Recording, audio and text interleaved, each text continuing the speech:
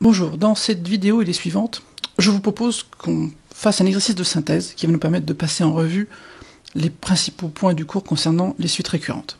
Alors, l'exercice est le suivant, on va lire l'énoncé ensemble, c'est d'ailleurs un conseil que je vous donne avant de commencer un exercice, c'est de lire l'énoncé en entier. Alors allons-y. Donc on considère la fonction f définie sur R privé de moins 1,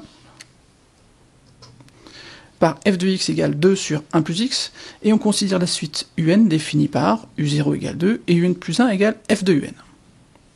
Bon, jusque-là, ça veut dire qu'on est bien confronté à une suite récurrente. Première question. Montrer que l'intervalle 1 demi 2 est stable par f et en déduire que la suite un est bien définie.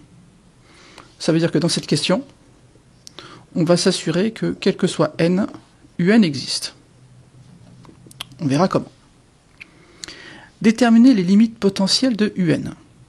Cette question ne nous dit pas que un tend vers quelque chose, mais de définir les limites possibles. Donc là, on verra, ça revient à chercher les points fixes de f. Quels sont les sens de variation des sous-suites u indice de n et u indice de n plus 1? Bon, ça, on étudiera les sens de variation. Quatrième question. Montrer qu'il existe un réel k compris entre 0 et 1, tel que, quel que soit n appartenant à n, un plus 1 moins 1 inférieur ou égal à k, valeur absolue de un moins 1. Ça, c'est la notion de fonction contractante qu'on reverra également. Et conclure. Bien. Quand on voit qu'on cherche un réel compris entre 0 et 1, tel que un plus 1 moins 1 inférieur ou égal à k, valeur absolue de un moins 1, ça veut dire que la suite va être convergente. Donc ça, on en reparlera. Donc je vous propose qu'on passe tout de suite à une étape préliminaire aux premières questions, c'est-à-dire on va d'abord étudier la fonction f.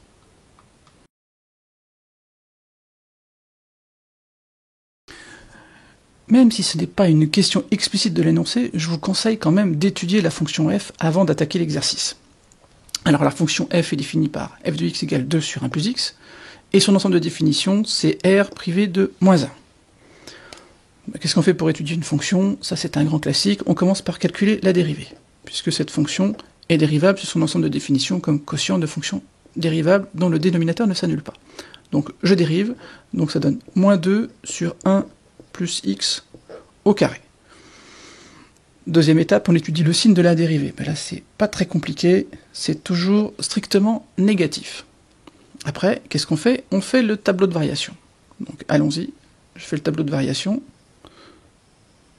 Donc j'ai x, le signe de f', ça sera ici, et f, ça sera là.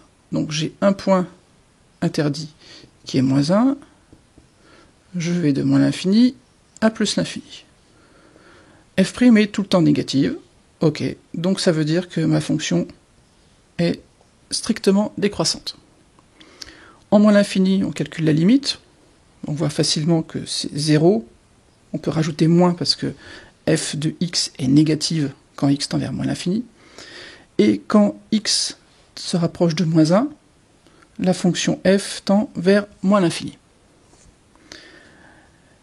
Ici, en moins 1 à droite, la fonction f va tendre vers plus l'infini, et en plus l'infini, elle va tendre vers 0. Donc vous avez ici le tableau de variation de la fonction. Prenez aussi le temps éventuellement de faire la courbe représentative. Ici, je l'ai faite pour vous. Donc on voit la courbe représentative de f ici en rouge. J'ai repéré l'asymptote x égale moins 1 ici verticalement. J'en ai profité pour tracer la droite y égale x, qui est toujours votre allié quand vous étudiez des suites récurrentes, ne l'oubliez pas. Et vous voyez déjà, puisqu'on en a déjà parlé un petit peu tout à l'heure, qu'il y a des points d'intersection entre la droite y égale x et la courbe représentative. On en reparlera dans les questions suivantes. Attaquons maintenant la première question. Ah oui, je voulais dire, pour les étourdis, qui se trompent dans le calcul de dérivée, là, si vous vous plantez, vous ratez toute la suite de l'exercice. Donc, s'il vous plaît, calculez votre dérivée une deuxième fois pour être sûr que vous ne vous êtes pas trompé. Deuxième petit conseil, quand vous faites une courbe représentative, essayez de la faire la plus propre possible. Ici, en l'occurrence, vous savez, d'après l'énoncé, que je vous remontre, qu'on nous demande de montrer que l'intervalle 1/2 est stable. Donc si vous faites votre courbe représentative, ne faites pas une échelle toute rikiki où on ne voit pas bien l'intervalle 1/2. Vous savez que cet intervalle va être stratégique pour la suite, donc profitez-en pour faire une courbe représentative qui le montre bien.